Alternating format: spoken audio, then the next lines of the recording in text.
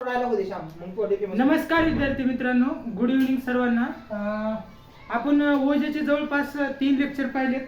बघा, आज जवळपास हा चौथा पार्ट आणि त्याच्यामध्ये आपण राहिलेले आता पॉइंट्स पाहणार आहोत. त्याचे आता function, what is the function of ओज, त्याचे आपण पहिल्या लेक्चरमध्ये जवळपास 4 ते 5 पॉइंट पाहिले होते. बघा, व्याख्या, निरुक्ती, गुण आणि त्याचं कलर, वर्ण आणि त्याचं प्राकृत हे पाहिलं होतं. आता बघा, सेकंड लेक्चर मध्ये आपण पर आणि अपर ओज हे पाहिलं होतं. म्हणजे what is the difference between पर आणि अपर ओज, म्हणजे डिफरन्शिएट फॉर्म मध्ये मी तुम्हाला कॉलमच्या ह्याच्यामध्ये हे एक्सप्लेन केलं होतं.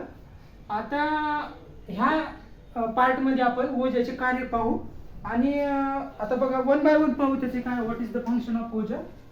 फर्स्ट फंक्शन आहे की शरीराची झीज कमी होऊन स्थिरता प्राप्त होते. बघा, हा शब्द, हा वर्ड खूप इम्पॉर्टंट आहे ह्या सेंटेन्स मध्ये. स्थिरता, स्थिरता म्हणजे काय हो, that is nothing but stability. आता मग स्टॅबिलिटी कशी प्राप्त होते, तर एक ध्यानात ठेवा मित्रांनो, आपल्या शरीरामध्ये जे सप्त धातू आहेत, त्या सप्त धातू हे आपल्या शरीराचे धारण करतात. ठीक आहे का. आणि एक 2 मिनिट आपण हा पॉइंट पाहण्याच्या अगोदर एक थोडं बेसिक तुम्हाला सांगतो मित्रांनो, की आपल्याला काय माहिती हो, शरीराचं धारण हे आपले दोष आणि धातू आणि मल करत असतात. दोष, धातू, मल, मूलमी, शरीर. त्याच्यामध्ये जे धातू आहेत मित्रांनो, धातू, हे धातू प्राकृत रित्या, प्राकृत स्टेट मध्ये राहतात. म्हणजे आणि त्याचा सार भाग म्हणजे हा आपला ओज आहे. आणि ही धातू काय करतात, तर धातूचं मित्रांनो आपली त्याची व्याख्याच काय की जे शरीराला धारण करतात ते म्हणजे धातू आहे. आता बघा, धारयंती यांचं हे आहे, जे शरीराला धारण करून ठेवतात. मध्ये म्हणजे शरीराचे जे शरीर घटक आहेत त्यांना धारण करून ठेवण्याचं काम आपला धातू करत असतात. आणि ह्या धातूचा सार भाग इज नथिंग बट ओज. आणि ओजच जर प्राकृत स्टेट मध्ये राहिला, ओजच तर त्याच्या नॅचरल स्टेट मध्ये जर स्टेबल राहिला functionally and as well as structurally, तर शरीर घटकाची मात्र वृद्धी म्हणता येणार नाही, तर शरीर घटक हे इक्विलिब्रियम मध्ये राहतात असं म्हणू शकतो. तर स्थिरता प्राप्त होणे, दॅट इज द स्टॅबिलिटी. आता बघा, ह्याच मुद्द्यावर पुढचे पॉइंट आहेत मित्रांनो. हा मुद्दा समजला ना, म्हणजे शरीराला धारण करून ठेवणारे जे शरीर घटक आहेत ते आपले धातू असतात. आणि धातू हे नथिंग बट ओज. आपण व्याख्येमध्ये पाहिलं होतं, सार भाग म्हणजे ओज आहे.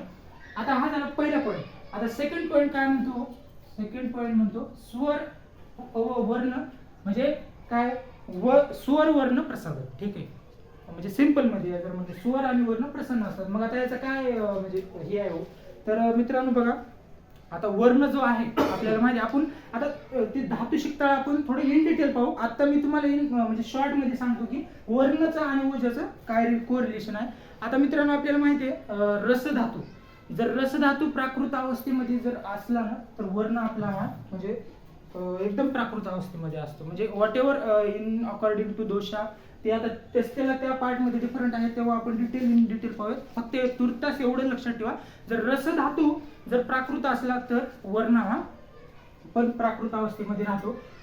आणि ओजाचा तर काय विषयच नाही. रस, रक्त, मांस, मेद, मज्जा, अस्थि, शुक्र, पूर्ण धातू जेवढे इक्विलिब्रियम मध्ये असतील, तर वर्ण देखील, वर्ण तिथे इक्विलिब्रियम मध्ये असावाच लागतो. इथं म्हणता आपल्याला काही चुकीचं ठरणार नाही. ठीक आहे.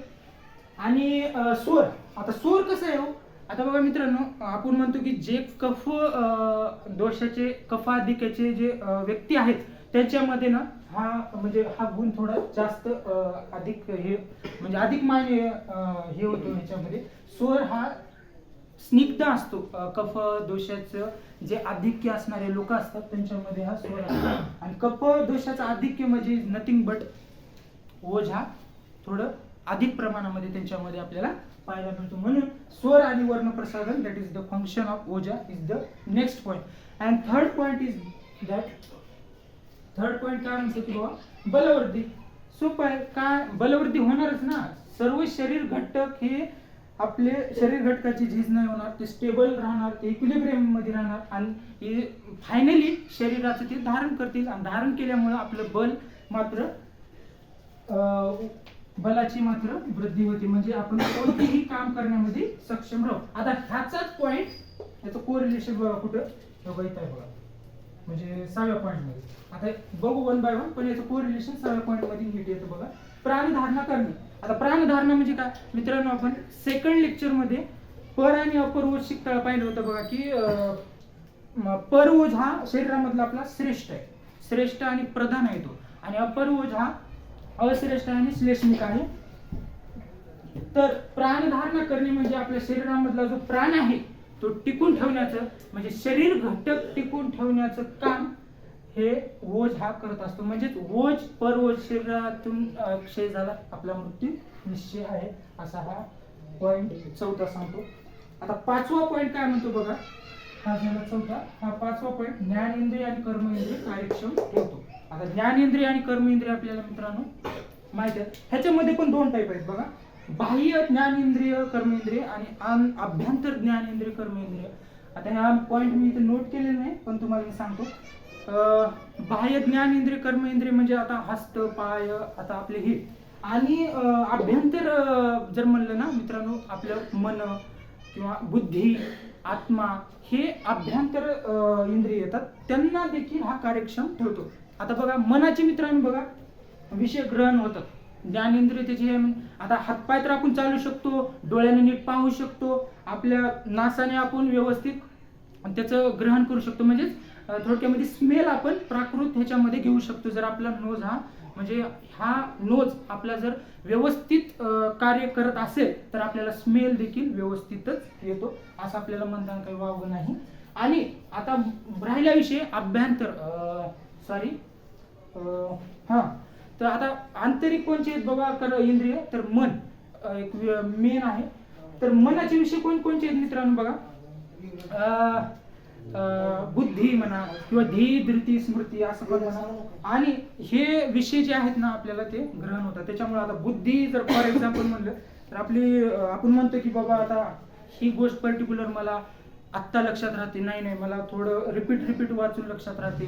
कुणी म्हणते नाही मला लिहून लिखाण काम करून, म्हणजे प्रत्येकाची पद्धत ही शैली ही वेगळी आहे. मग का वेगळी आहे तर त्यांच्या मनावर, त्यांच्या बुद्धीवर आणि त्यांच्या आत्म्यावर ना त्या विषयाचं ग्रहण हे त्या माध्यमातून त्यांचं चलत असतं. म्हणजे मनाचं काय, आता बघा धी धृती स्मृती, आपली स्मृती किती आपल्याला योग्य वेळेला आपण अनुभवलेल्या गोष्टी ज्या आहेत त्या योग्य वेळेला आठवणं म्हणजे ही स्मृती असते, आणि ती स्मृती आपल्याला जी गोष्टी वेळेवर आठवणे त्याची स्मृती. मग ही स्मृती किंवा ज्यांचं धैर्य आणि धी हे कुणाचं चांगलं असेल, ज्यांचा ओझ हा प्राकृत अवस्थेमध्ये असेल. आता आणि मनाचं काय हो, उय्य विचार आणि संकल्प हे जे मनाचे विषय आहेत ते देखील ग्रहण करण्याचे ओझाचे कार्य आहेत, आणि तो ओझ आपला तो पार पाडत असतो. ठीक आहे, 5वा पॉइंट झाला. आता लास्ट पॉइंट काय म्हणतो बघा, last point is nothing but काय म्हणतो, पुष्टी करणे. काय तुष्टी पुष्टी करणे म्हणजे काहीच नाही, शरीर घटकांची तुष्टी पुष्टी करणे म्हणजे त्याला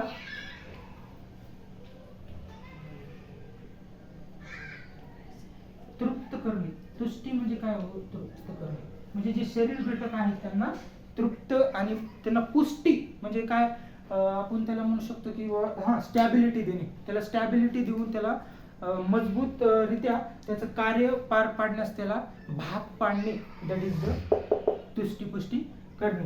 हे झाले बघा मित्रांनो ओझाचे कार्य.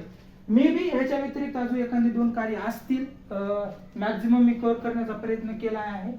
जर एखादी 2 राहिली असतील तर आपण म्हणजे नेक्स्ट जो आपला पार्ट आहे त्याच्यामध्ये पाहू. तुर्तास मला वाटत नाही जे राहिलेत. आणि ह्या पॉइंट्स मध्ये तुम्हाला काही अडचण असेल, काही वाटलं असेल की बाबा या पॉइंट मध्ये ऑब्जेक्शन, त्या पॉइंट मध्ये ऑब्जेक्शन, किंवा कुणाला ऍडिशनल पॉइंट जरी सुचत असला तरी तुम्ही कमेंट बॉक्स मध्ये लिहून ती प्रतिक्रिया कळवा, मी त्यास रिस्पॉन्स देण्याचा प्रयत्न करेन. हे झालं बघा मित्रांनो आता ओझाचे कार्य. आता एक आपला पार्ट राहिलाय त्याच्यामध्ये आपण ओझाचे क्षय, वृद्धी आणि त्याच्यामुळे होणारे कन्सिक्वेन्सेस हे पाहूया. तोपर्यंत डॉक्टर गॅलेक्सी या चॅनलला स्टिक राहा.